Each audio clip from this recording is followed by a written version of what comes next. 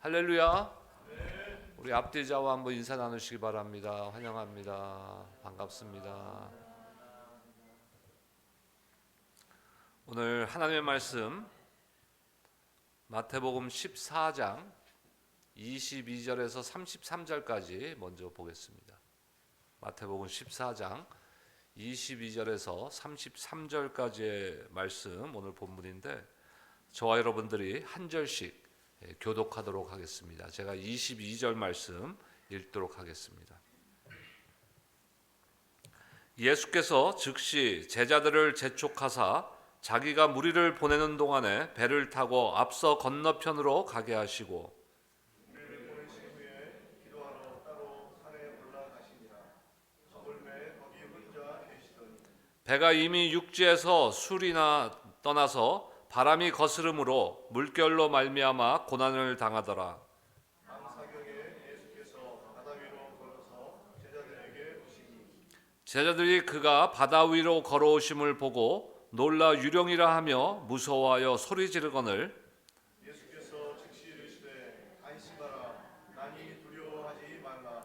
베드로가 대답하여 이르되 주여 만일 주님이시거든 나를 명하사 물 위로 오라 하소서 하니 오라 하시니 베드로가 배에서 내려 물 위로 걸어서 예수께로 가되 바람을 보고 무서워 빠져 가는지라 소리질러 이르되 주여 나를 구원하소서 하니 예수께서 즉시 손을 내밀어 그를 붙잡으시며 이르시되 믿음이 작은 자여 왜 의심하느냐 하시고 배에 함께 오름에 바람이 그치는지라 배에 있는 사람들이 예수께 절하며 이르되 진실로 하나님의 아들이로소이다 하더라. 아멘.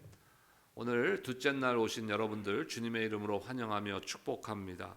오늘도 우리 가운데 하나님의 큰 은혜가 임하시기를 축복합니다.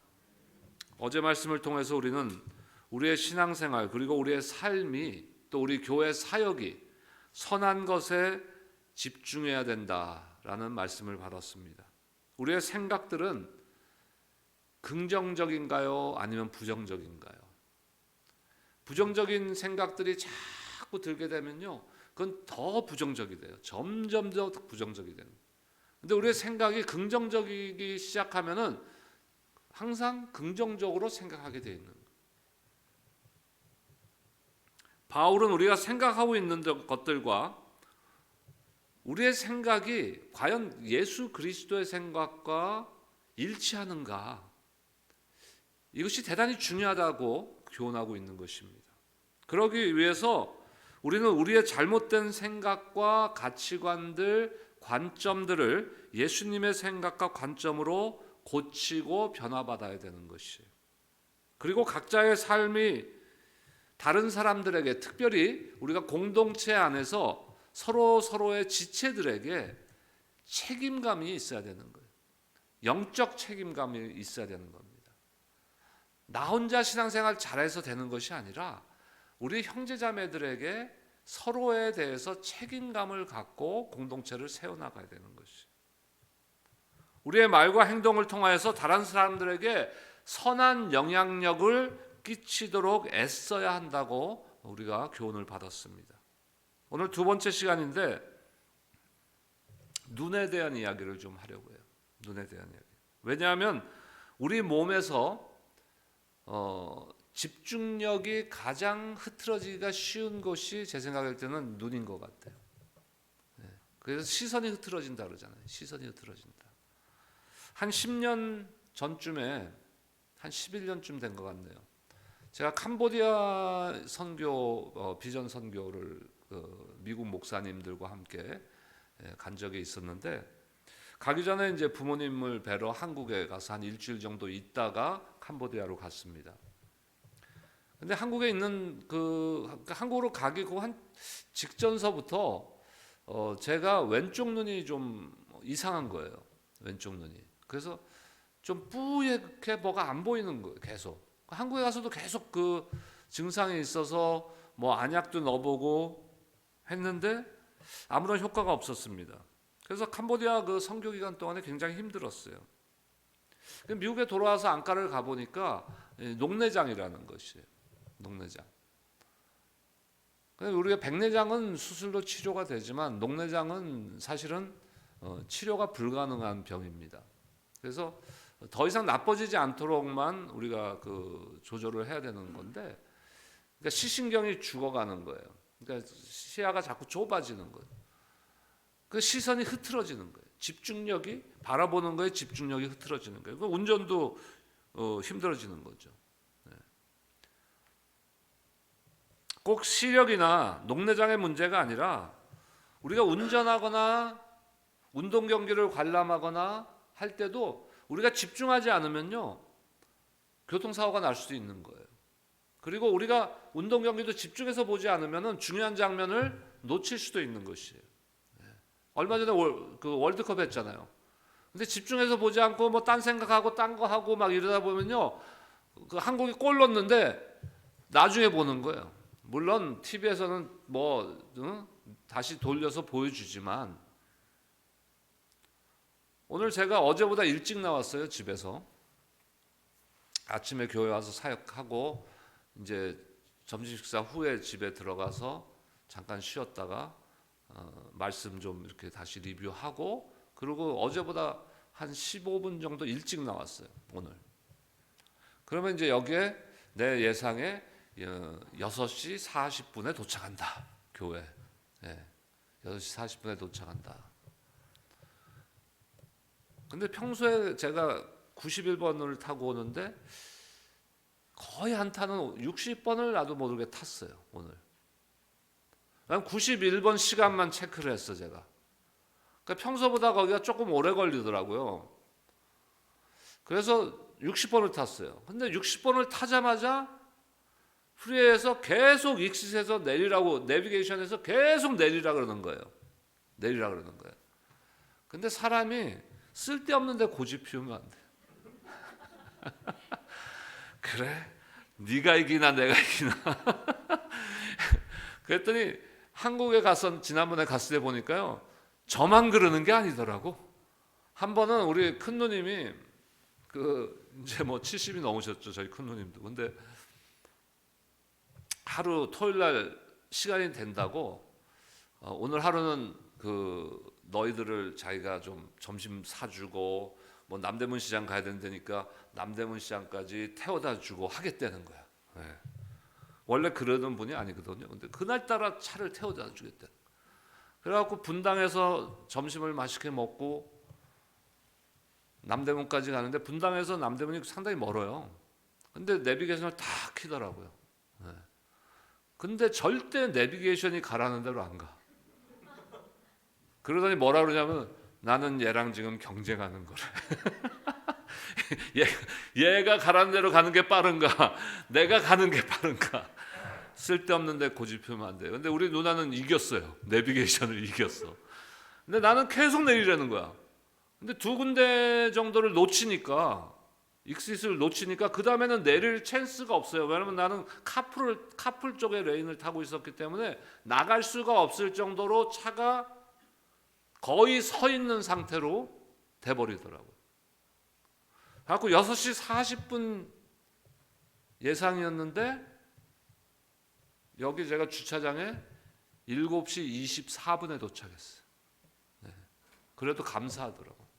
예배 시작 전에 도착해서. 그런데 보니까 교통사고가 나 있는 거예요. 우리가 그 교통사고 난 지점을 지날 때쯤에 조금 클리어 돼서 아마 조금 뚫려서 그나마 제가 예배 전에 온 것 같은데, 시작 전에. 사고가 왜 나요? 집중력을 잠깐 딴 데를 쳐다본다든지 딴짓 한다든지 그러면 그 사고 나버리는 거예요. 한순간에 나버리는 거예요. 우리가 전화기를 운전 중에 못하게 하잖아요. 교통법규상. 왜 그러냐면은 전화기를 보는 순간 운전에 집중을 못하기 때문에. 통화하는 것도 마찬가지예요. 통화하다 보면은 집중을 못한단 말이에요. 그러니까 사고가 나는 거예요. 이와 같이 우리가 무엇인가 초점을 맞춰 집중하지 못하게 만드는 우리 주위 환경들이나 요소들이 있는 거예요. 아까 차가 막 막히는데 제 마음이 흔들리기 시작하는 거예요. 그러니까 주님 앞에 집중하고 기도하는 마음으로 운전을 해야 되는데 그게 아니라 불안과 이런 마음이 드는 거야. 예배 시간 늦으면 어떡하지? 그러니까 그런 것들이 다 우리의 그 집중력을 흐트러 버리는 거예요. 근데 많아요, 그런 것들이. 우리가 초점을 맞추고 집중만 했다면 오늘 그 사고 났던 차가 어떤 차인지 모르겠지만 크게 사고가 났던 것 같아요. 거기서 거의 한 40분 이상을 거의 서 있다시피 한 5마일 정도로 지나왔기 때문에. 근데 그 사람이 집중만 했다면 사고 나지 않았을 수도 있고 운동 경기의 중요한 장면도 우리가 놓치지 않을 수도 있는 거예요. 오늘은 너무나 우리가 잘 아는 본문 아닙니까? 오병이어의 놀라운 그 기적을 하나님께서 예수님께서 나타내신 후에 제자들을 호수를 배를 타고 너희들이 먼저 건너라 해갖고 배를 건너는 그 장면입니다. 예수님의 제자들 중 한 명인 베드로가 예수님께 초점을 맞추었을 때는 어떻고 예수님께 초점을 맞추지 못했을 때는 어떤 일이 일어났는가를 지금 우리가 볼 수 있는 거예요. 우리가 궁극적으로 집중해야 되는 곳이 어디입니까? 우리가 우리의 시선을 어디에다 두고 살아야 되냐 이거예요. 오늘 설교 제목 아닙니까?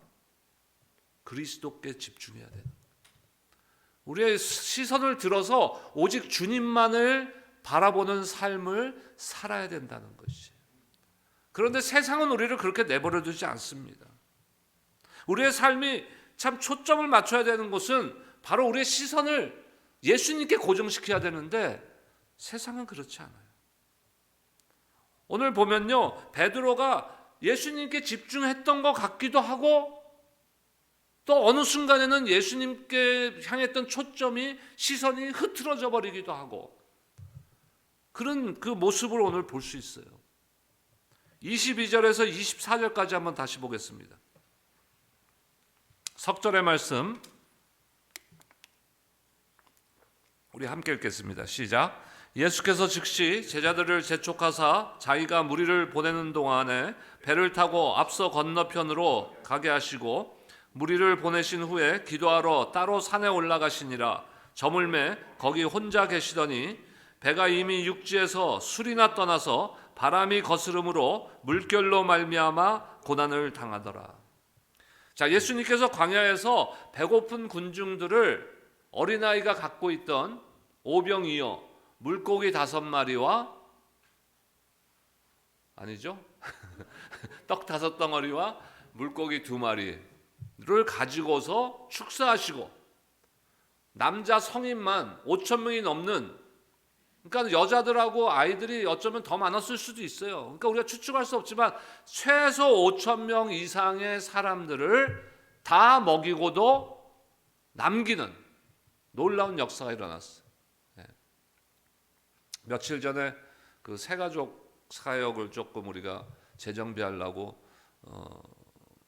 이제 새로 조인하신 집사님하고 식사를 하고 하는데 그분이 뭐라 그랬냐면은 그 오병이어를 얘기하시면서 물고기 5마리와 떡 2덩어리라서 제가 그게 딱 들어왔던 거예요 지금. 뭐 물고기가 5마리든 떡이 5덩어리든 그보다 더 중요한 게 뭐예요? 예수님께서 그걸 가지고서 5,000명이 넘는 사람을 먹이고도 남기는 놀라운 역사가 일어났다는 거 아니에요. 바로 그 사건 직후예요 지금. 예수님은 이제 홀로 기도하시려고 제자들에게 뭐라 합니까? 얘들아 너희들이 먼저 배 타고 저 호수를 건너가 있어라. 제자들은 예수님이 하라는 대로 이제 배를 타고 호수를 건너는데 폭풍을 맞은 거예요. 거센 폭풍을 만납니다. 자, 그들에게 두려움이 생겼어요. 폭풍이 왔을 때, 폭풍을 만났을 때 두려움이 생겼어요. 그들과 함께 예수님이 함께 하시지 않았어요. 그래서 어쩌면 두려움이 더 컸을 수도 있어요.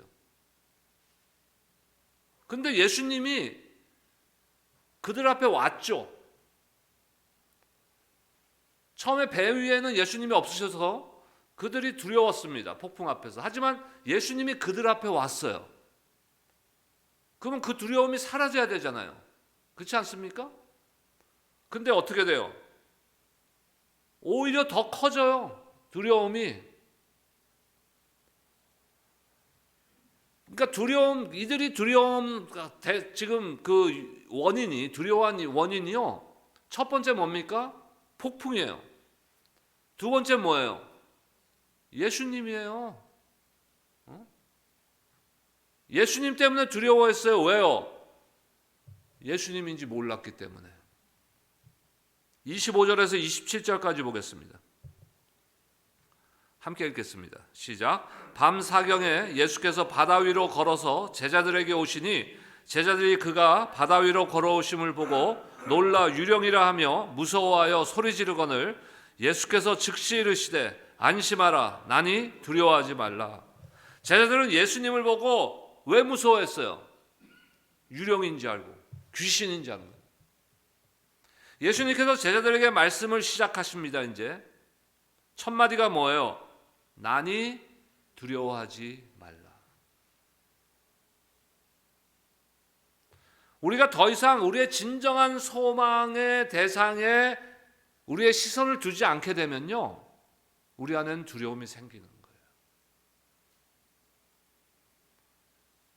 우리의 소망의 원천에 초점을 맞추지 않을 때 우리의 삶은 폭풍을 만나 배가 물에 침몰하듯이 우리의 삶 자체가 침몰해 버리는 거는, 가라앉아 버린다는 것이. 우리의 소망의 원천이 누구십니까? 예수 그리스도 아닙니까? 무엇을 소망하세요, 여러분? 십자가에서 우리의 죄를 다 대속하시고 사흘째 부활하심으로 우리에게 부활의 소망을 주신, 죽음을 이기신, 그래서 우리에게 그 소망을 주신 분, 그 소망의 원천이 되어주신 분이 바로 예수 그리스도라는. 근데 우리의 시선이 예수 그리스도를 향하지 않고 있으면은 그 소망을 향한 믿음이 없어져 버리는 거예요. 흔들려 버리는 거예요. 신앙은 자랑할 것이 못 됩니다, 여러분. 믿음은 우리가 자랑할 수 있는 것이 아니에요. 언제 침몰해 버릴지 몰라요, 우리의 믿음이라는 것은. 너무나 연약하기 때문에. 우리가 시선을 조금만 돌려버리면 무너져 버리는 거예요. 근데 본인은 몰라, 그거를. 제가 목회자로서 성도들을 이렇게 볼 때 간혹 위태위태한 분들이 보여요. 근데 본인은 몰라. 본인은 지금이 자기가 제일 잘한다고 생각한단 말이에요. 자기가 신앙생활 제일 잘한다고. 근데 내가 볼 때는 그분들의 시선이 지금 예수님을 절대로 향하고 있지 않다는 것이에요. 우리의 눈을 돌려서 우리의 초점을, 우리의 시선의 초점을 주님께 맞춰야 되는 거예요. 그런데 우리가 살다 보면요, 그러지 못하는 경우가 있잖아요. 지금 베드로가 우리보다 더 못나고 베드로가 우리보다 더 신앙이 못돼서, 우리보다 못한 신앙이라서 지금 예수님을 보고 유령인 줄 알고 무서워했습니까? 아니요. 베드로는 우리보다 훨씬 훌륭한 신앙인이에요. 베드로도 그렇게 흔들린단 말이야. 구약에 보면 아브라함 같은 사람, 믿음의 조상 아닙니까? 그런 사람도 흔들리잖아요. 지금 새해가 들면서 성경 통독 그 창세기부터 이제 12월 31일이 되면은 계시록 끝나는 거예요. 우리가 일독을 하는 거예요. 지금 창세기 시작해서 하고 있잖아요. 그럼 처음에 아브라함이 나오잖아요. 거기 아브라함의 이야기가 나온단 말이에요. 그 뭐 사라를 갖다가 뭐 자기 아내인데 여동생이라고 속이고, 우리보다 못합니까? 아브라함의 믿음이 우리보다 못해서 그런 실수를 합니까? 아니죠.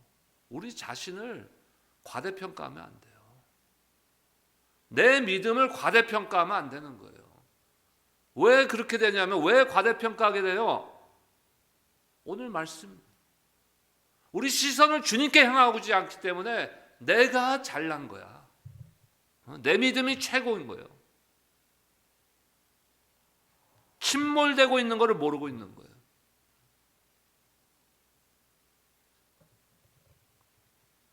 자, 그렇다면 우리가 오늘 말씀을 통해서 도대체 우리의 시선을 흩뜨리려고 하는 요소들이 과연 무엇인가? 첫 번째 뭡니까? 두려움. 오늘 말씀의 두려움입니다. 두려움이 오니까, 무서우니까요, 주님을 못 알아보잖아. 주님이 지금 무리를 달려왔잖아요. 제자들에게. 폭풍 가운데 있는 제자들에게. 근데 두려움 때문에 그것을 보지 못하는 거예요. 시선을 주님한테 향하지 못하는 거예요. 온통 두려움에 쌓여 있는 거예요.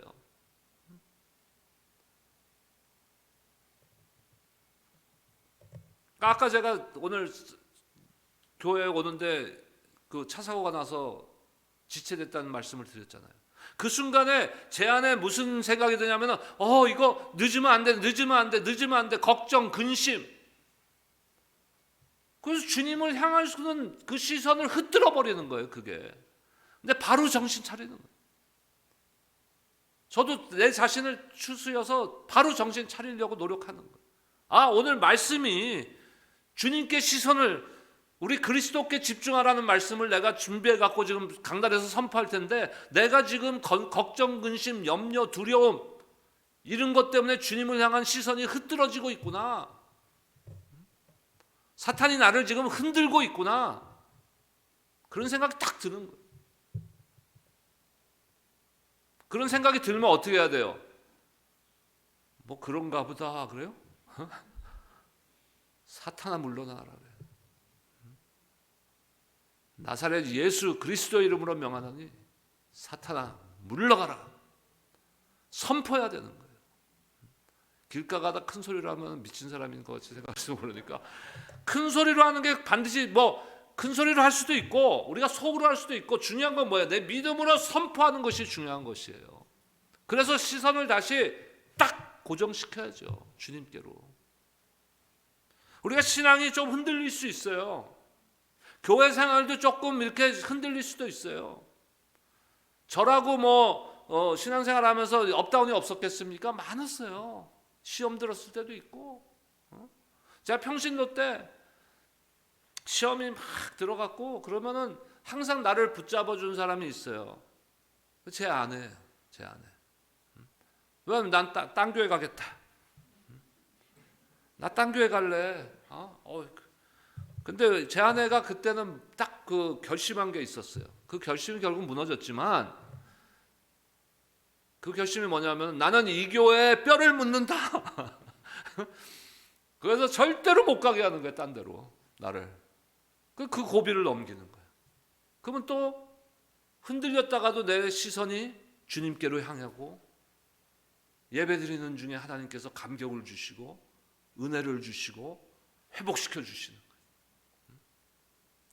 제가 찬양인도자였기 때문에 찬양인도자를 누구를 세우고 막 이런 거에 또 시험 들 때도 있어요. 목사님 왜 나를 안 세우지? 저 친구보다 내가 좀 나을 것 같은데. 그럼 또 시험 드는 거야. 그럼 이제 안 들어가. 그 친구가 찬양인도하는 예배는 안 들어가 그때. 어제부터 내 얘기만 계속 하는데 여러분들도 뭐 그런 적이 있었을 거야 아마. 안 들어가요. 그러면 어떻게 돼요? 누가 손해예요? 내가 손해인 거야. 그러다 어느 날 하나님께서 마음을 주시는 거예요. 그때 제가 안수집사 때예요. 평신도 때. 이제 안수집사 때 찬양인도도 간혹 하면서 예배를 네가 나를 보러 나를 만나러 와야 되지 않냐. 그 찬양인도자를 보러 네가 예배 가냐? 그래서 어느 날 마음을 주시는 거예요. 그래서 억지로 갔어요. 억지로 갔어요. 진짜 결심을 하고 결단을 하고. 근데 저는 또 예배에 들어가면 뒷자리는 못 앉아요. 그 앞에서 세 번째 줄에 앉았어. 근데 서서 이제 찬양을 하는데 한 1시간 정도 인도를 했어요. 그 젊은 친구, 그때 그 친구가 20대였기 때문에 1시간 정도 찬양 인도를 하는데 한 40분 정도 지났을 때 나도 모르게 손이 올라가는 거예요. 처음에는 힘들었던 거예요. 그 형제가 찬양 인도하는 그 예배가 나는 그 자리에 있는 것이 되게 힘들었어요. 근데 한 40분 정도 지나니까 내가 손을 들고 찬양을 하면서 그 가운데 감격과 은혜를 주시는 거예요. 그래서 회복이 됐어요. 그 형제하고 또 우리 한국 사람들이 제일 좋은 거 뭐예요? 밥을 함께 먹으면서 서로 또 소통하고 그 좋은 관계로 또 협력해서 사역하고.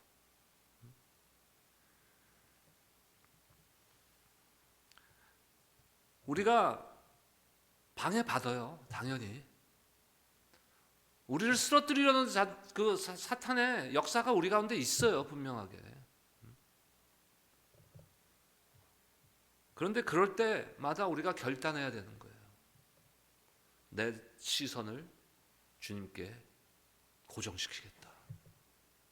주님만 바라보겠다. 이걸 결단해야 되는 거예요.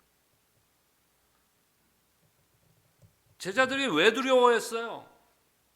폭풍 때문에 두려워했죠. 그런데 예수님을 보고도 두려워했어. 유령인지 알고. 그들에게 무엇이 부족했을까요, 여러분? 예수님의 존재가 부족한 거예요. 무슨 의미인지 아시겠어요? 우리의 삶 가운데 예수님의 존재가 얼만큼을 차지하고 있느냐가 중요한데 지금 제자들에게 부족했던 것이 그거예요. 예수님의 존재가 그들 가운데 충만하지 못했던 거예요. 폭풍이 몰아칠 때는 배 주위를 돌아봤어요. 예수님이 안 계셨어요. 그래서 두려웠어요. 그런데 심지어 예수님께서 물 위를 걸어오고 계시는데 그 예수님을 보고 예수님인지 몰랐던 거예요. 예수님일 리가 없다고 생각했던 거예요. 제자들에게 폭풍은요, 현재 그 상황 가운데의 불안과 두려움을 주었고 문제 앞에 어떻게 대응해야 할지를 모르게 만들어버린 거예요. 그래서 문제 앞에서 예수님의 존재가 어떻게 됩니까? 희미해져 버리는 거예요. 그들에게. 예수님의 존재가 희미해져 버리는 거예요. 우리가 약해서 병들고 죽을 병에 걸리고 하면요, 희미해져 버릴 수가 있는 거예요. 주님 진짜로 나를 구해 주실 수 있습니까? 주님 진짜로 진정으로 나를 도와주실 수 있는 분이십니까? 희미해지는 거예요. 그게 사탄이 역사하는 거예요. 그럴수록 우리의 시선을 어떻게 해요? 주님께 맞춰야 되는 거예요. 그럴 때일수록 더 주님 앞에 나와서 부르짖고 찬송하고 예배드리고 기도해야 되는 거예요. 억지로라도. 제가 말씀드렸잖아요. 제가 시험 들었는데 찬양 사역하는 그 과정 속에서 누구를 세우냐에 따라 억지로라도 나왔어요, 그날. 그러니까 어떻게 해요? 내가 억지로 주님께 초점을, 내 시선을 맞춰보겠다고 내가 결단하고 나가니까 하나님께서 은혜를 부어주시는 거예요. 그때 만약에 제가 그러지 않았다면 지금같이 사역자가 되지도 않았을 수도 있어요. 못했을 수도 있어요. 이 교회 저 교회 방황하다가 그냥 나중에는 무슨 교회는 뭐하러 다녀 그냥. 그렇게 됐을 수도 있는 사람이에요. 저도. 제자들에게 예수님보다 뭐가 더 크게 보였어요? 문제가 더 크게 보인 거예요. 우리도 그럴 수 있어요. 제가 한동안 호스피스 채플린을 했었는데 호스피스는 지금 환자들이요, 내일 죽을 수도 있고 일주일 있다 죽을 수도 있고 뭐 길면 한 달 뭐 이런 환자들이에요. 근데 미국이잖아요. 지금 미국에 이제 한국 환자들을 제가 요청이 들어오면 가는데 병원으로 뭐 집으로 갈 때도 있지만 주로 그 정도 되면은 보통 요양병원에 계시죠. 가면은 10명이면은 7, 8분은 다 직분자예요. 다시 말해서 집사님, 권사님, 장로님이라는 거예요. 미국에서는 10명 중에 7, 8분. 다시 얘기하면 뭐예요? 교회 다녔던 사람들이에요. 신앙생활 했던 사람들이에요. 근데 그 중에서 3분의 1 내지 40% 정도는 지금 죽음을 앞두고 그 믿음이 희미해져 버리는 거예요. 구원의 확신이 희미해져 버리는 거예요. 왜? 시선이 흐트러진 거예요.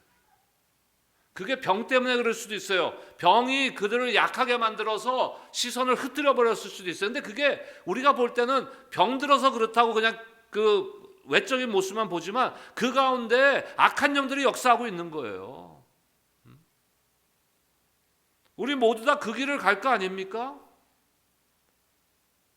우리는 마지막에는 침상에 누워서 일어나지도 못하고 있다가 다 갈 거예요.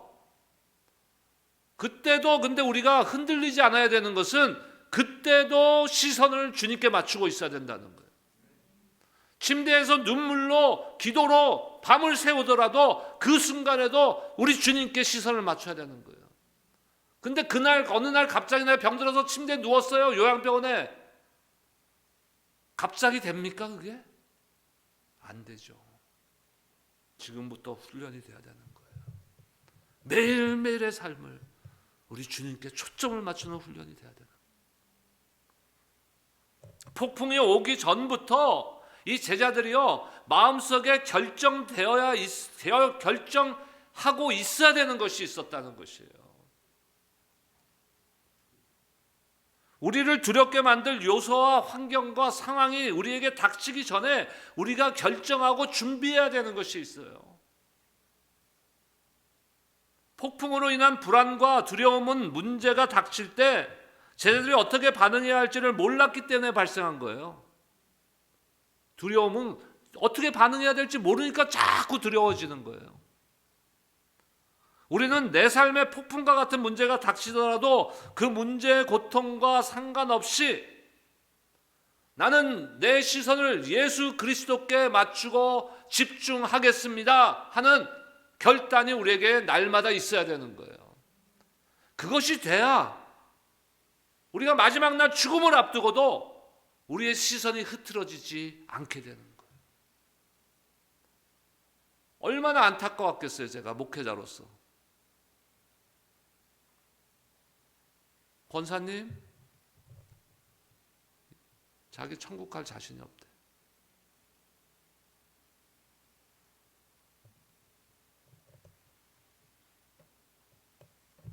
중요한 거는요, 우리가 문제와 고난을 당하기 전에 결정하고 있어야 돼요. 내가 결정하고 있어요. 나는 오직 주님만을 바라보겠다. 그게 안 돼 있으면요, 옆에 거 보기는 거예요. 오늘 차 타고 오면서 뭐 차가 워낙 막히니까는 제 안에도 막 GPS를 여러 가지 종류가 있잖아요. GPS 뭐 구글 맵도 있고 뭐 여러 가지가 있어요. 막 이거저거 해갖고 이거는 지금 45분 나오고 이거는 뭐 42분. 그게 근데 다 틀려. 갈수록 늘어나는데 뭐 시간이. 그러면서 뭐 이런저런 얘기하면서 며칠 전에 파워벌이 당첨자가 안 나왔네. 10일 날 추첨하는데 뭐 얼마인지 모르겠지만 하여간에 뭐 1억 달러인지 뭐 하여간에 말도 안 되는 그 액수인데 파월이 뭔지 또 모르는 분들도 아마 계실 거예요. 로또. 그래서 제가 또 이 목사가 빈말이라도 안 해야 되는데 우리도 하나 사볼까? 우리가 그런 게 물질 앞에 흔들리는 거예요. 뭐 목사라고 재주 있나요? 어? 돈 앞에 장사 없어요. 그래서 우리가 결정을 하고 있어야 되는 거예요.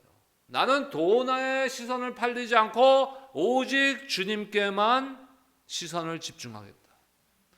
그게 문제가 생기기 전에 결정되어 있어야 되는데 지금 제자들은 그게 안 되어 있었다는 거예요. 자, 29절과 30절 말씀 보겠습니다. 함께 읽겠습니다. 시작. 오라 하시니 베드로가 배에서 내려 물 위로 걸어서 예수께로 가되 바람을 보고 무서워 빠져 가는지라 소리질러 이르되 주여 나를 구원하소서 하니 베드로가 예수님을 이제 봤어요. 예수님께서 내니 두려워하지 말라 했잖아요. 아, 주님이시구나. 이제 그제서야 시선이 이제 주님께로 다시 돌아온 거예요. 그러니까 정신을 차린 거예요.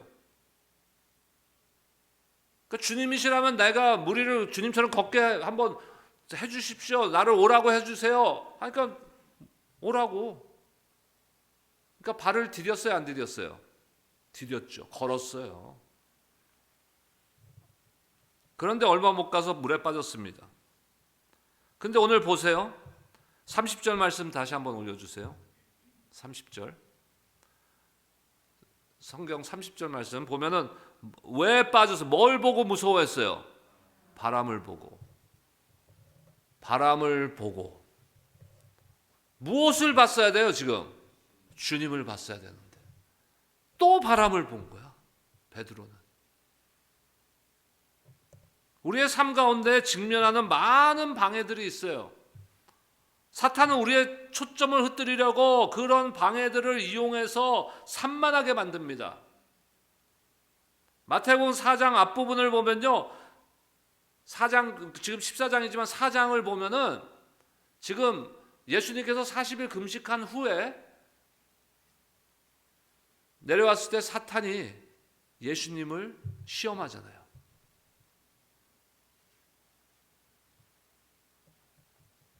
예수님을 무너뜨릴 수 있다고 생각하고 예수님을 공격했을까요? 사탄이? 아니, 그건 아니에요.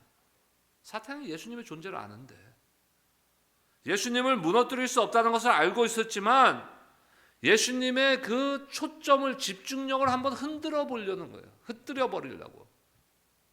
첫 번째 유혹이 무엇이었습니까? 마태복음 4장 3절 말씀 보겠습니다. 함께 읽겠습니다. 시작. 시험하는 자가 예수께 나와서 이르되 네가 만일 하나님의 아들이여든 명하여 이 돌들로 떡덩이가 되게 하라. 첫 번째 무슨 유혹을 해요? 떡, 물질, 돈. 예수님이 교훈하실 때 돈을 거의 예수님하고 거의 빗대서 말씀하시잖아요. 그 정도로 무서운 거예요. 그 정도로 파워가 있는 거예요. 그 미국 그 영어에 money matters, money talks 이런 말 있잖아요. 돈이 다 말한다.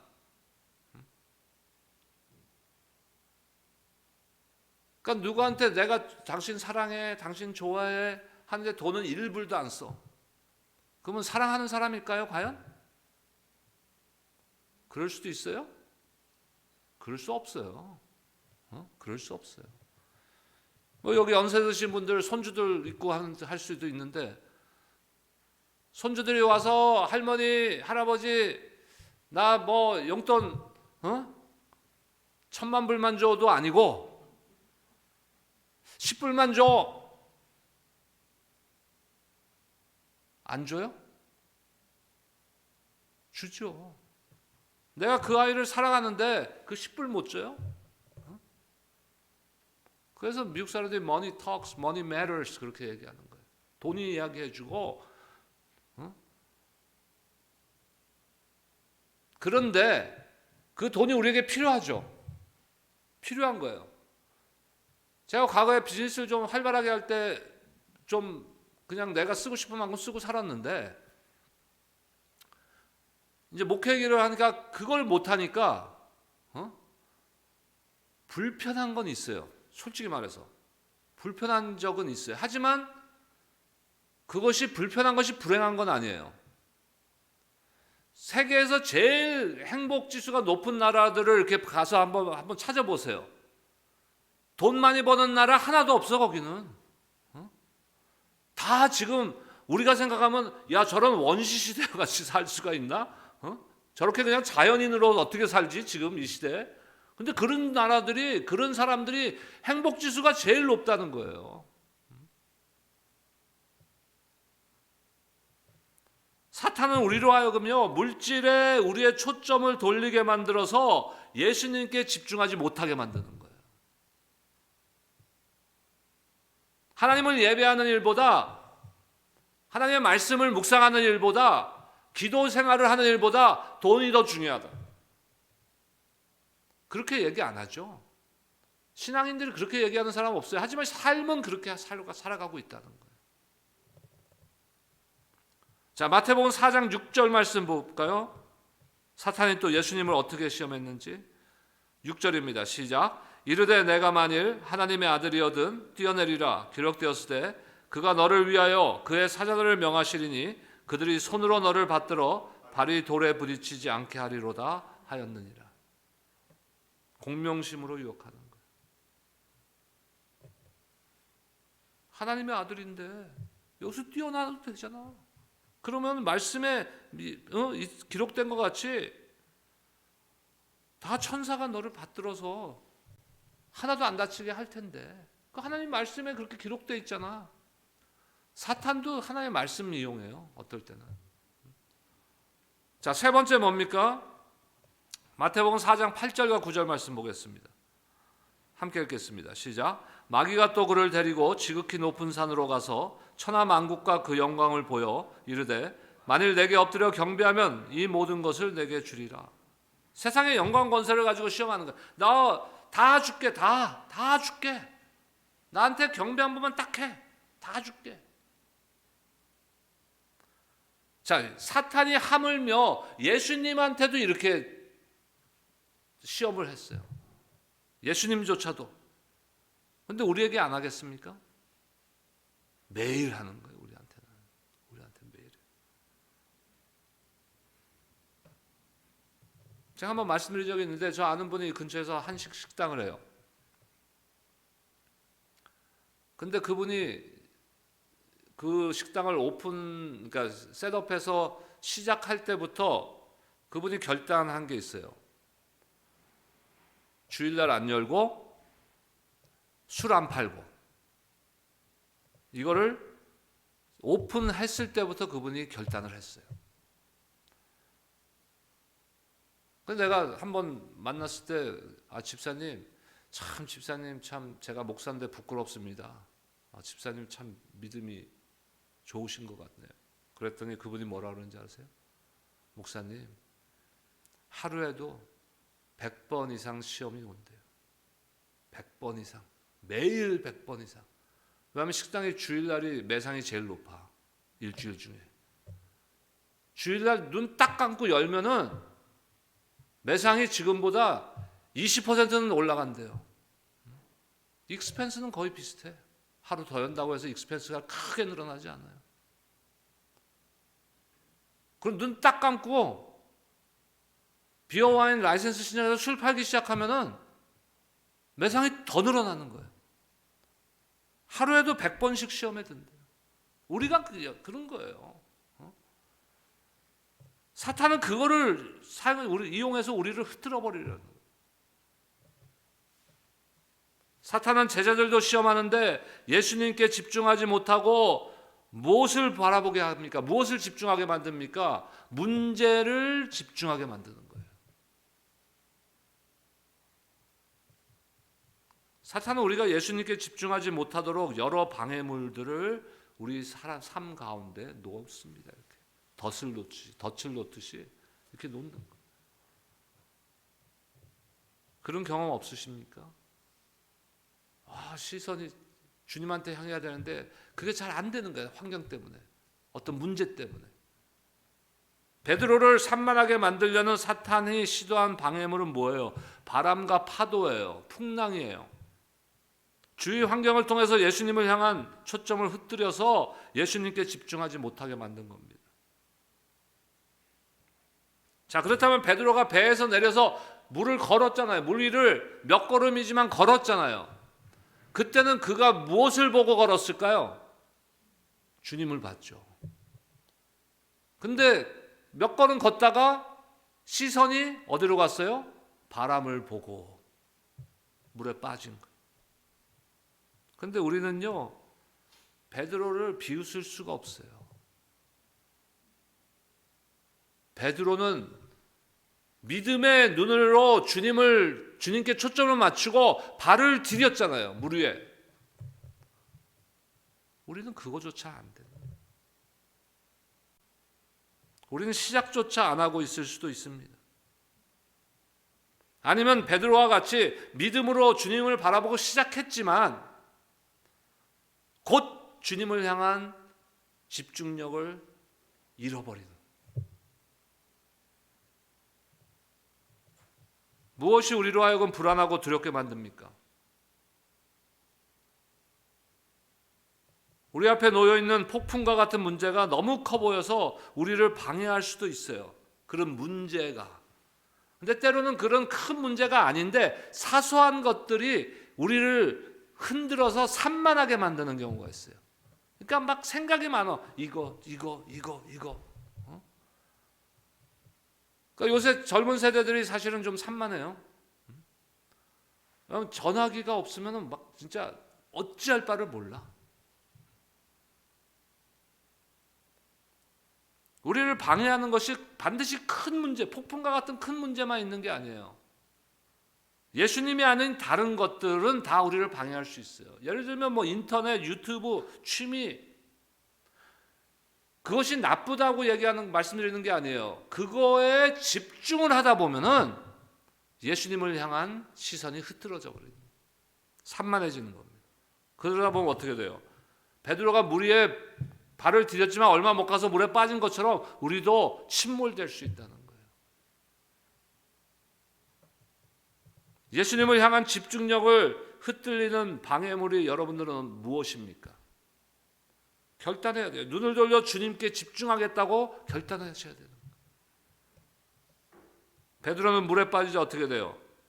31절 말씀 보겠습니다. 오늘 본문의 31절 시작. 예수께서 즉시 손을 내밀어 그를 붙잡으시며 이르시되 믿음이 작은 자여 왜 의심하였느냐 하시고. 자, 세 번째 우리를 흩뜨리고 방해하는 것은 뭐예요? 지금 예수님께서 분명하게 말씀하시잖아요. 왜 의심하였느냐? 의심이에요, 의심.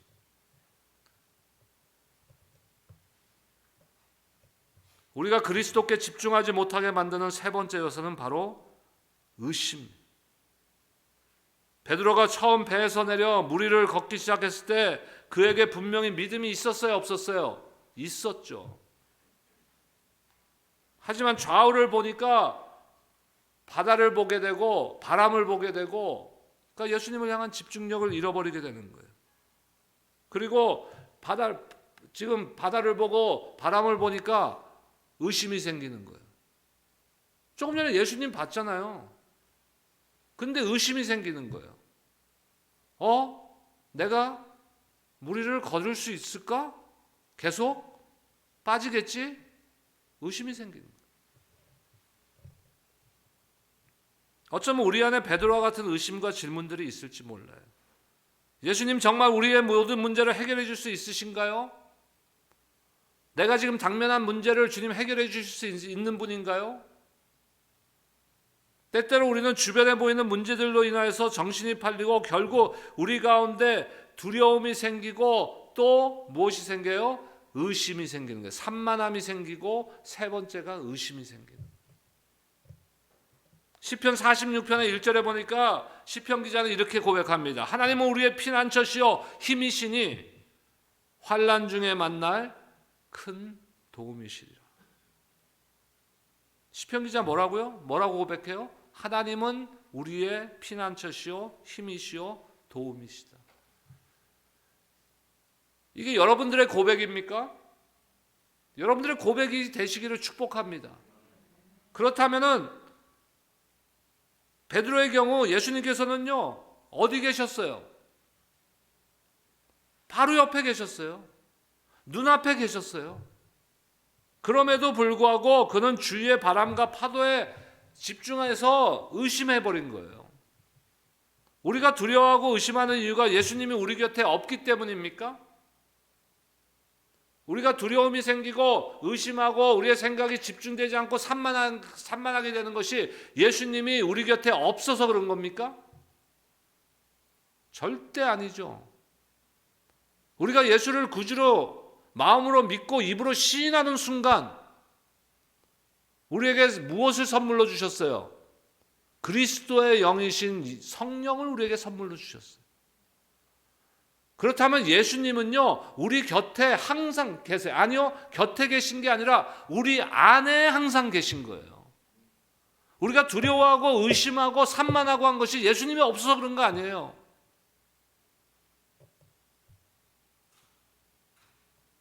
오늘 말씀의 중요한 메시지는요, 베드로가 믿음의 한 걸음을 내딛기로 결심했다는 것이에요. 물론 두려움과 의심과 산만함으로 물에 빠지고 말았지만 어찌됐든 그는 믿음의 한 걸음을 내디뎠다는 것이에요.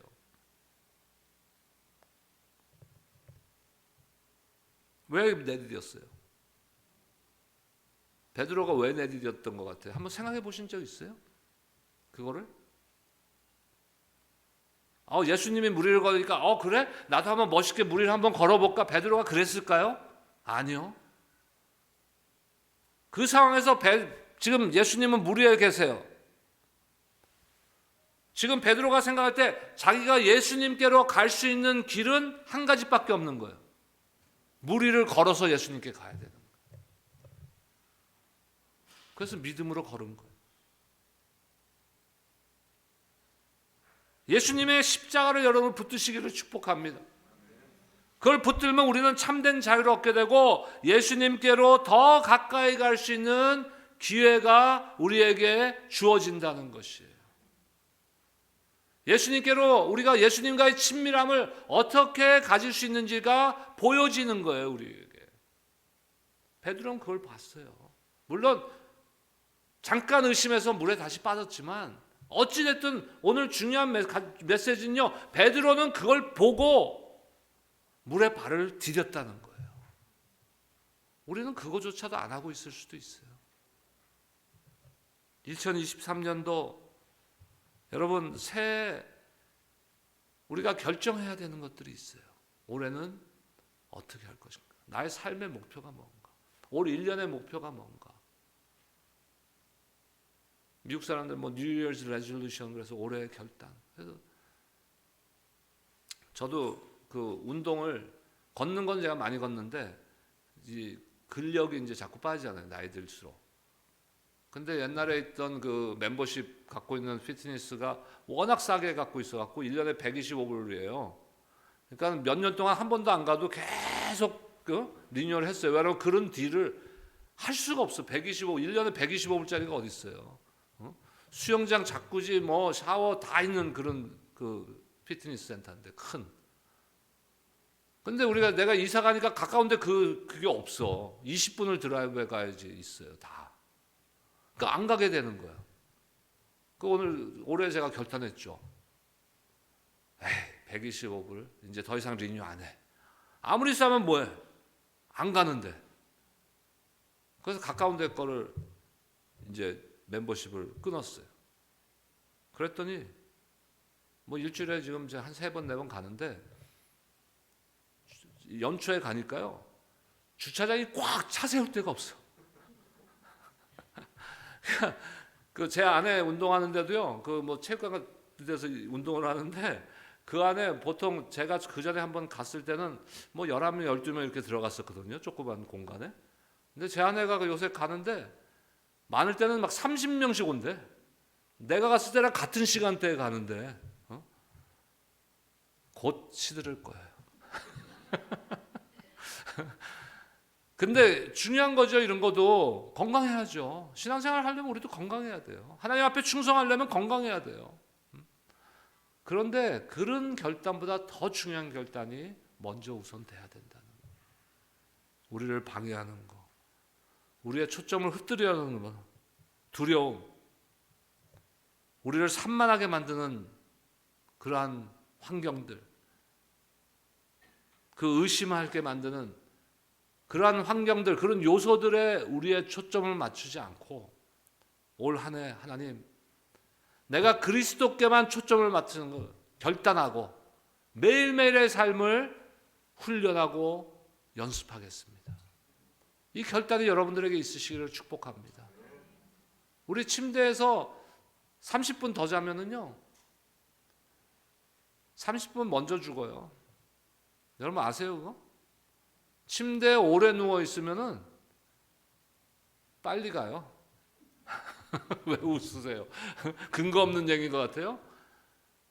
제 아내가 요새 맨날 그래. 내가 집에 가면 아무것도 안 도와주거든.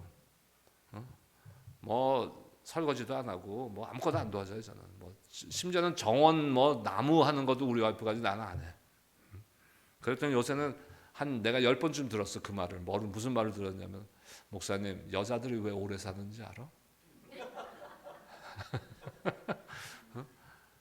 자잘한 그 살림하고 움직이는 걸 많이 움직이기 때문에 그렇다는 거예요. 뭐 근거 있는 얘기겠죠. 30분 더 쉬고 1시간 더 뭐 내가 좋아하는 거 하고, 그거보다 내가 30분 더 주님 앞에 기도하고, 내가 30분 더 주님 앞에 말씀 보고 예배드리겠습니다. 그게 훈련인 거예요. 그게 없이 기도도 안 하고 뭐 말씀도 안 보고 예배도 안 드리는데 초점, 그래요 목사님, 나는 그래도 내 시선은 항상 주님께 향해 있어요. 다 거짓말이에요. 그거는. 어떻게 내 시선이 주님께 초점되어 있는데 예배를 안 드릴 수가 있어요? 내가 주님께 시선이 집중되어 있는데 어떻게 말씀을 안 볼 수가 있어요? 어떻게 기도를 안 드릴 수가 있어요? 여러분 결단하시기를 바랍니다. 그리고 날마다 주님께 가까이 가는 여러분들, 그때 주님께서 여러분들을 축복해 주시는, 날마다 은혜 주시는 거예요. 우리 내일도 그 찬양할 거예요. 우리 서로 교제할 때 민수기의 말씀, 여호와는 내게 은혜 베푸시기를 원하신다. 내일 본문 말씀은 나의 그 가장 저의 제 말씀이에요. 제가 막 차 난방판에도 붙이고 다녔던 말씀이에요. 내일 본문 말씀 한 절, 예레미야 29장 11절. 여호와의 말씀이니라. 너희를 향한 내 생각은 내가 아노니 재앙이 아니요 평안이라. 너희에게 미래와 희망을 주기 위함이라. 그게 하나님의 마음 아니에요. 그게 우리 주님의 마음이에요. 뭐를 선택하겠어요? 다 썩어질 거. 그거에 시선을 맞추지 말고 영원한 평안과 미래와 희망을 주실 예수님께 초점을 맞추세요. 예수님이 예비하신 모든 복들을 누리고, 누릴 뿐만 아니라 그게 넘쳐나면 어떻게 돼요? 은혜가 넘쳐나면 옆에 사람들까지 다 은혜 받게 되는 거예요. 그런 여러분들 되시기를 주의 이름으로 축원합니다. 기도하겠습니다.